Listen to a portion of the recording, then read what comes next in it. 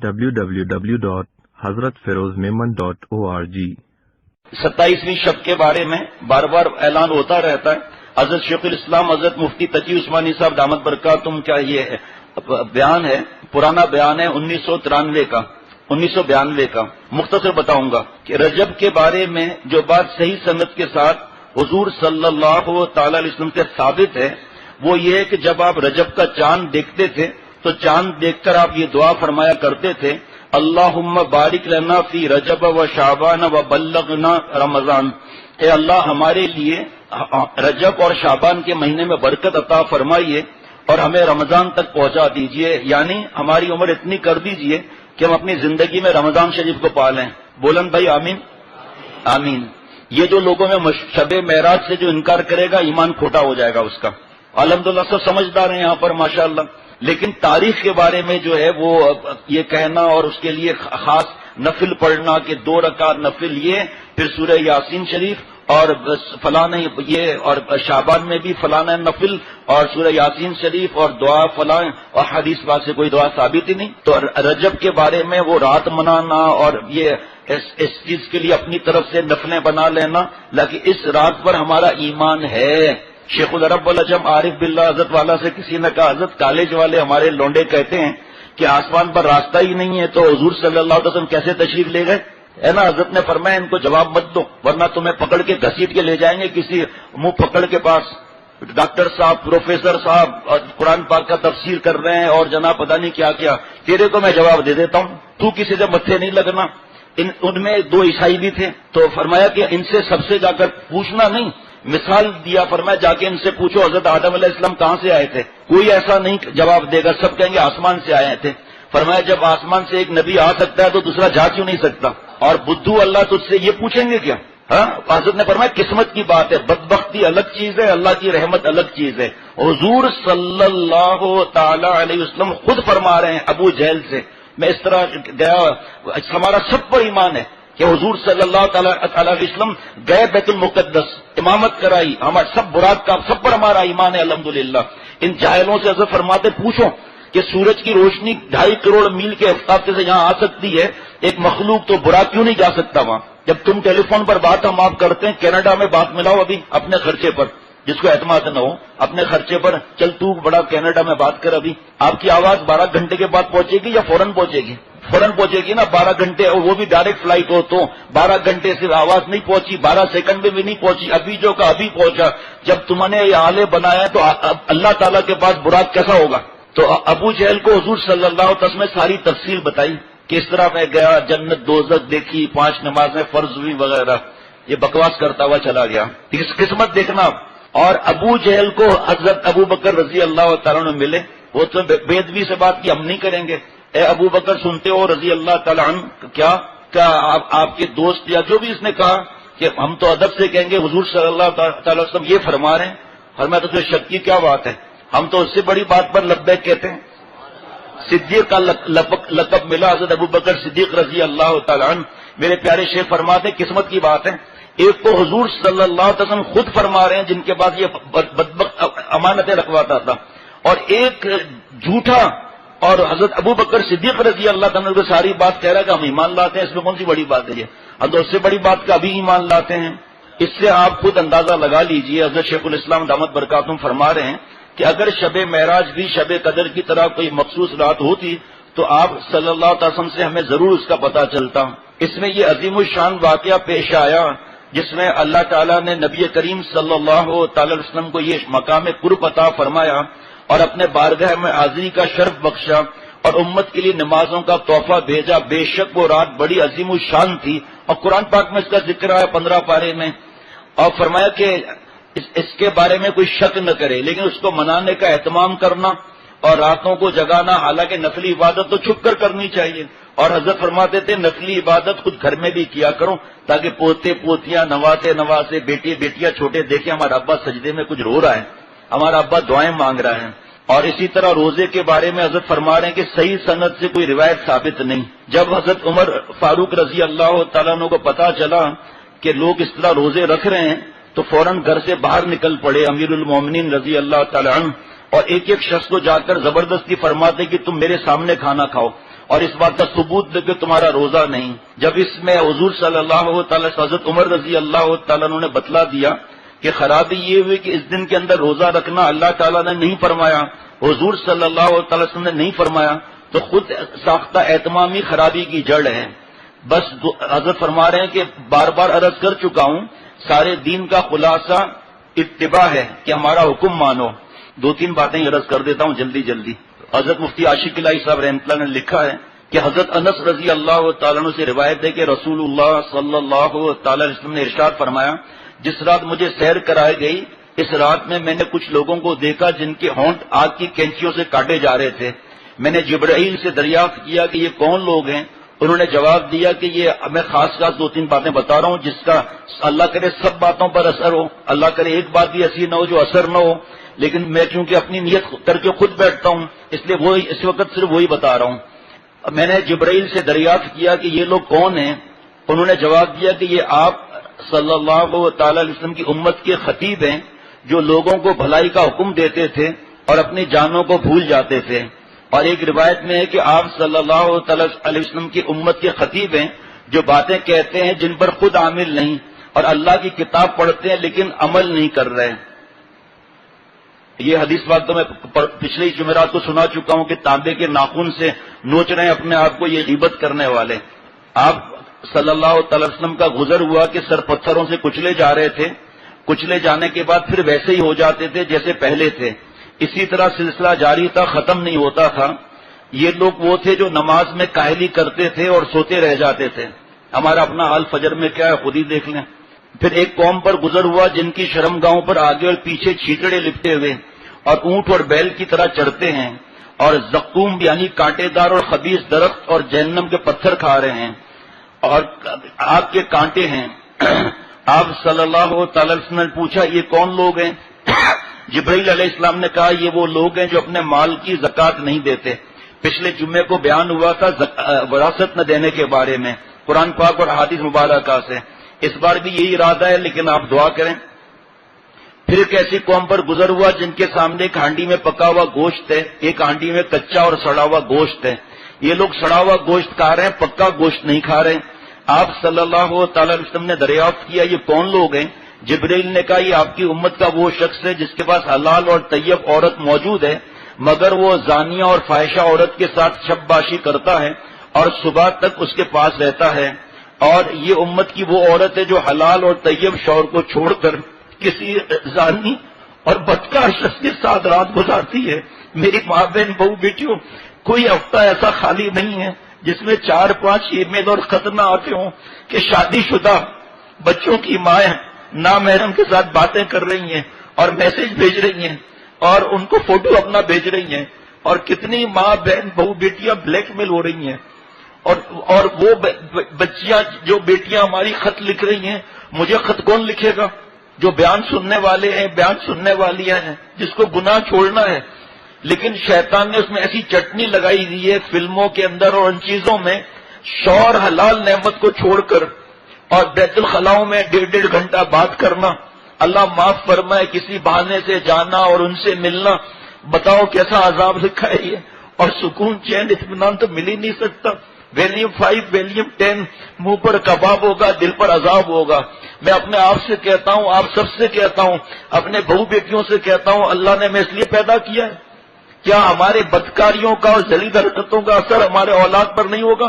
تبارک الذی, عالی شان برکت والی ذات ہے اللہ تعالیٰ کی, ایسی برکت والی ذات ہے. حضرت فرماتے تھے جو گناہ نہ کر کے اللہ کا نام لیتا ہے تو اس کے کھانے میں, اس کے کپڑے میں, اس کے لباس میں, اس کی ٹوپی میں, اس کے بستر میں, اس کے در و دیوار میں, اس کے پردے میں, چادر میں, ہر چیز میں اللہ برکت ڈال دیتے ہیں.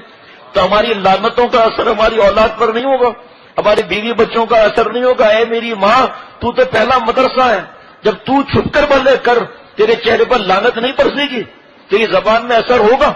تو تیری ہمت کیسی تھی نامحرم سے جا کر ملنے کی؟ شرم نہیں آتی؟ حیا اور غیرت ختم ہو گئی. حضرت مجدد فرماتے ہیں کہ حیا اور غیرت قریب قریب تمام گناہوں کا محافظ ہے, تمام گناہوں کی محافظ ہے حیا اور غیرت. فرمایا کہ تجربہ ہے کہ جس کی حیا اور غیرت ختم ہوتی ہے وہ گناہ کرتا ہے, اور تجربہ ہے کہ جس میں حیا اور غیرت ہوتی ہے چھوٹے چھوٹے گناہ اسے بڑے نظر آتے ہیں. اور وہ فکر کرتا ہے. اور فرمایا اگر دیکھا جائے اور علماء سے پوچھا جائے تو حیا اور غیرت ایمان کا بھاری شعبہ ہے. یہ موبائل نے دیا، چاہے شادی شدہ ہو یا نہ ہو، چاہے دادی ہو چاہے اماں ہو، چاہے بیٹی ہو یا بہن ہو، یہ دوزخ کا راستہ ہے. یہ نہ گھر سے بھاگنا، ماں باپ کی عزت خطرے میں ڈالنا، ان کے ہارٹ اٹیک کرانا، کورٹ میرج کرنا، اللہ کی نافرمان، حضور صلی اللہ علیہ وسلم کی نافرمان.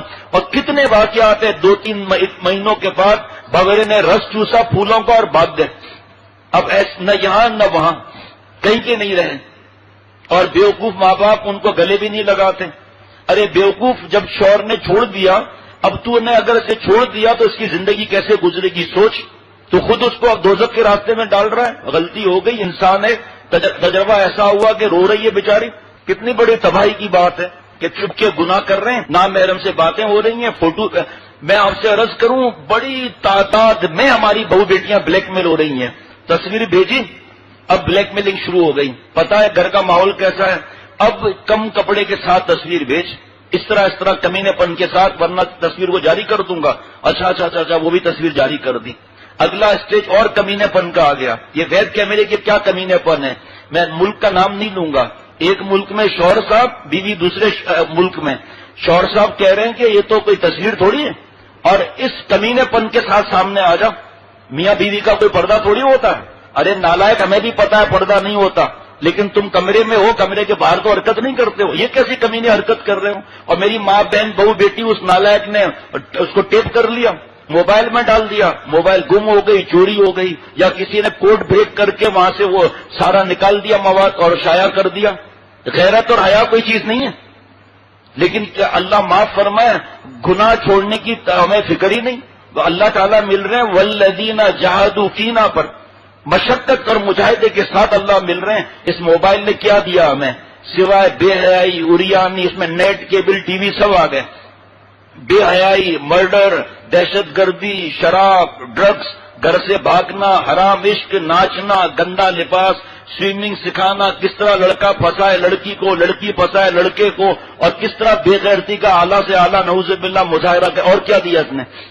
حضرت شیخ الاسلام حضرت مفتی تقی عثمانی صاحب دامت برکاتہم کا فتاوی عثمانیہ جلد نمبر 4 صفحہ نمبر یاد ہے؟ اس پہ لکھا ہوا ہے کہ علماء کو بھی ٹی وی پر نہیں آنا چاہیے، اور وہاں پھر اس کو جواز مل جائے گا گھر میں لانے کا. اور فرمایا ناممکن ہے ٹی وی کے گناہوں سے بچنا. جس کو چاہیے اپنا فوٹو سیٹ آ کے اب چلو ہمارے سے ہی پیسے لے کر ہمارے پاس ہی فوٹو سیٹ کرا دے. یہ جمعرات کا مجمع مبارک، جمعہ مبارک، اتوار کی صبح کی مجلس مبارک. لیکن اللہ والا بننے کے لیے ہمیں اپنے اپنے شیخ سے مضبوط تعلق رکھنا ہوگا کہ کس طرح ان گناہوں سے بچیں. اللہ اللہ.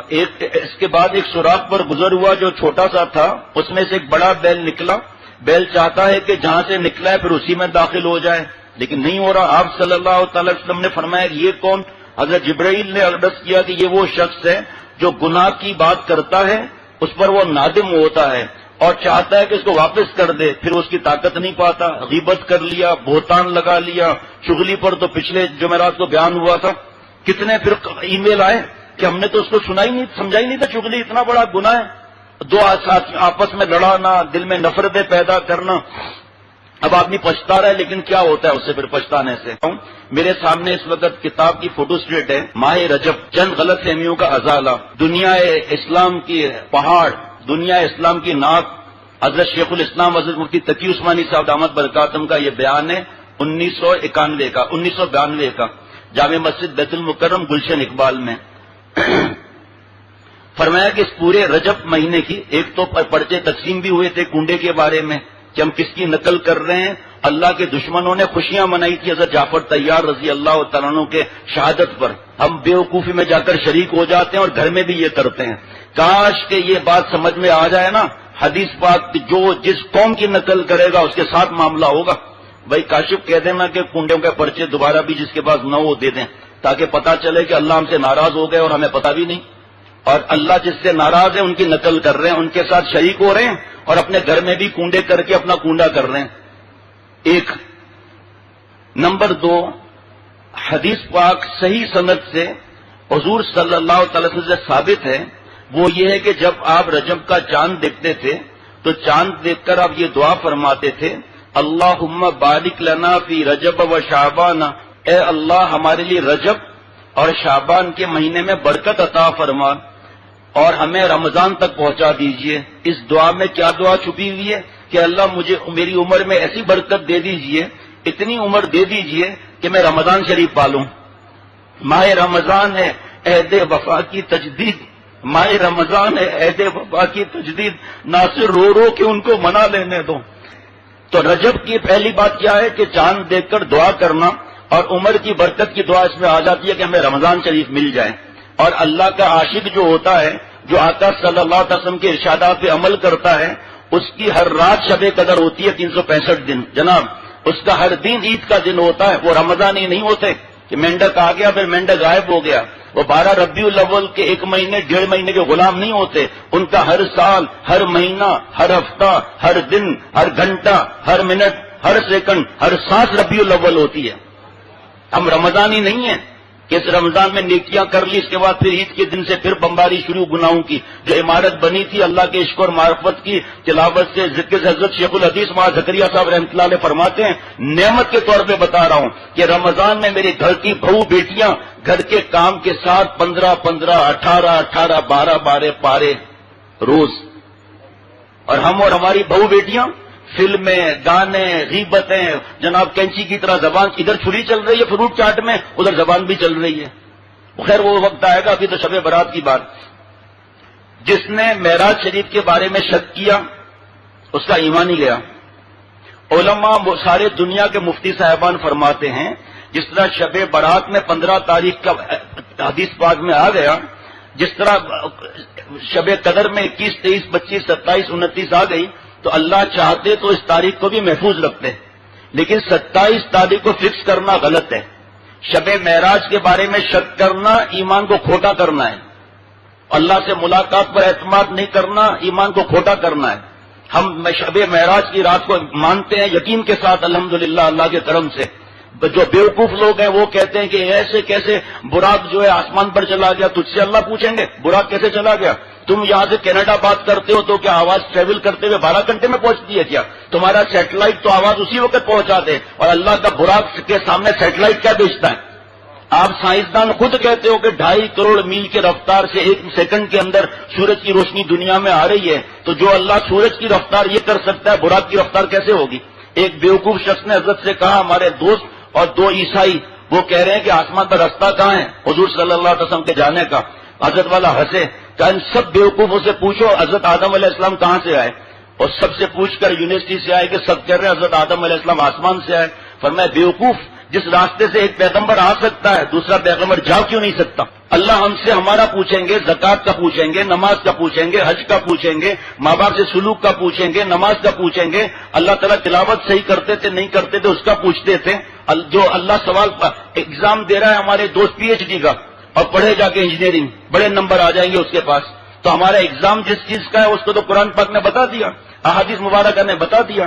تو فرمایا کہ اس رات کی لوگوں نے جو یہ نمازیں اپنی طرف سے گھڑ لی ہیں، اپنی طرف سے دعائیں ملا لی ہیں اور جا کر مسجدوں میں بیٹھ جاتے ہیں، حالانکہ نفل عبادت تو چھپ کے کرنی چاہیے، کبھی 1-2 رکعت گھر میں پڑھنی چاہیے نفل کی، تاکہ بیٹے اور بیٹیوں کو پتا چلے کہ ہمارے ابا سجدے میں رو رہے ہیں، ہمارے ابا ہاتھ پھیلا کر بھیک مانگ رہے ہیں۔ لیکن ہم کہتے ہیں کہ صاحب وہ بچے شور کریں گے، وہ کریں گے۔ آقا صلی اللہ علیہ وسلم پر حضرت حسن حضرت حسین رضی اللہ تعالیٰ عنہما نہیں چڑھ جاتے تھے؟ لیکن یہ اپنی طرف سے ہم فیصلہ کر لیتے ہیں۔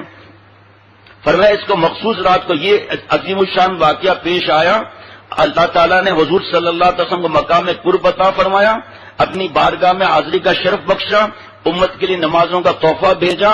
بے شک وہ رات بڑی عظیم الشان رات تھی، لیکن آقا صلی اللہ علیہ وسلم نے جتنا عمل کیا رجب میں، صحابہ رضوان اللہ علیہ مجمعین نے جتنا عمل کیا رجب میں، اس سے بڑھ کر نہیں جا سکتے۔ اس سے بڑھ کر رسم اور بدعت ہو جائے گی، اس کا ٹھکانہ پھر جہنم ہوگا۔ وہ حلوے گھروں میں بھیجے جا رہے ہیں، یہ بھیجا، کچھ اصل نہیں ہے یہ، اس کو ثواب سمجھ کر کرنا تو اور مصیبت آ جائے گی کہ اس کو ثواب سمجھ لیا۔ اسی طرح 27 شب کا روزے کا کوئی حکم نہیں ہے، کوئی حدیث پاک اب تک نہیں ملی کہ 27 رجب کو روزہ رکھنا چاہیے۔ اب آپ دیکھتے نہیں ہیں کہ نعوذ باللہ 12 ربیع الاول کو تیسری عید ہو رہی ہے۔ اب بتاؤ، اب باقاعدہ خطبہ، نئے کپڑے، مبارکباد دیے جا رہے ہیں، کیا اللہ تعالیٰ اور حضور صلی اللہ علیہ وسلم کو معلوم نہیں تھا جو آپ اور ہم پڑھا رہے ہیں؟ سوئم کر رہے ہیں، تیجا کر رہے ہیں، 40واں 21واں برسی، اور لڑ رہے ہیں، اگر کوئی بتائے کہ بھائی اس پر پکڑ ہوگی، اس پر عذاب کا خطرہ ہے، اگر توبہ نہیں کیا تو دیگیں اتار دیں گے، اس پر 1 لاکھ خرچہ کر لیں گے، کیونکہ ریا، شرک خفی دکھلانا 20,000 مسجد میں دیتے ہوئے تکلیف ہوگی کہ بھئی وہ آج کل کیا ہے، کڑکی زیادہ ہے، آج کل معاشرے میں تقوی کی فکر ہے نہیں. حضرت مفتی تقی عثمانی صاحب دامت برکاتہم فرما رہے ہیں کہ اس کی فکر ہے نہیں. www.hazratfirozmemon.org